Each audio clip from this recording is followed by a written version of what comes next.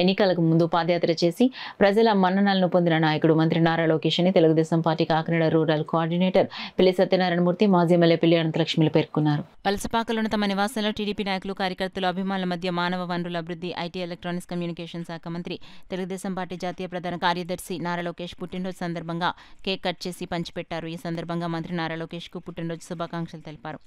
అనంతరం కోఆర్డినేటర్ పిల్లి సత్యనారాయణమూర్తి, మాజీ ఎమ్మెల్యే పిల్లి అనంతలక్ష్మి మాట్లాడుతూ తండ్రికి తగ్గ తనయుడిగా, తాతకు తగ్గ మనవడిగా నారా లోకేష్ పేరు తెచ్చుకున్నారన్నారు. ఐటీ విద్యా వ్యవస్థలో మార్పుకు శ్రీకారం చుట్టిన ఘనత లోకేష్కి దక్కిందన్నారు. అనంతరం కాకినాడ జిల్లా పార్టీ ఉమ్మడి తూర్పు పశ్చిమ గోదావరి జిల్లాల పట్టభద్రుల ఎమ్మెల్సీ ఎన్నికలపై అవగాహన సదస్సు, నారా లోకేష్ పుట్టినరోజు సందర్భంగా ఏర్పాటు చేసిన రక్తదాన శిబిరం, కేక్ కటింగ్ కార్యక్రమాల్లో పాల్గొన్నారు. ఇక్కడ కార్యకర్తల నడు నుంచుని ఏదో కార్యక్రమం చేయాలి, ఏదో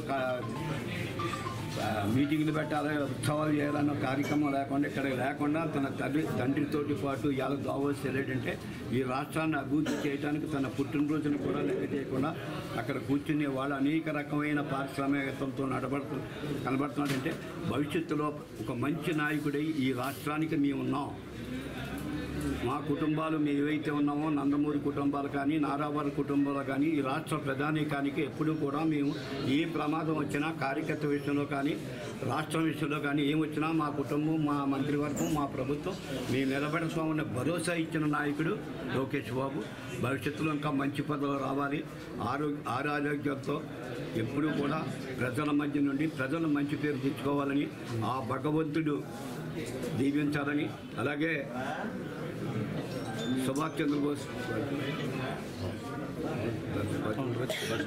చంద్రబోస్ గారు పుట్టిన రోజున ఈ జన్మ అంటే ఆ సుభాష్ చంద్ర గారు ఏ విధమైన కీర్తి ప్రతిష్టలు ఇవాళ భారతదేశంలో ఎలాగ ఉన్నాయో అలాగ మా నాయకుడు కూడా అంతటి వాడు అవుతాడని మా నమ్మకం. అందరి సమక్షంలో కూడా మేమందరం కూడా భగవంతుని ప్రార్థిస్తూ ఉన్నాం. ఆయనకు ఆరోగ్యాలు ఇచ్చి, మంచి తెలివితేటలు ఇచ్చి, మంచి ఓపికలు ఇచ్చి ఈ రాష్ట్ర భవిష్యత్తుని ముందుకు తీసుకెళ్లాలని చెప్పి కోరుకుంటాం.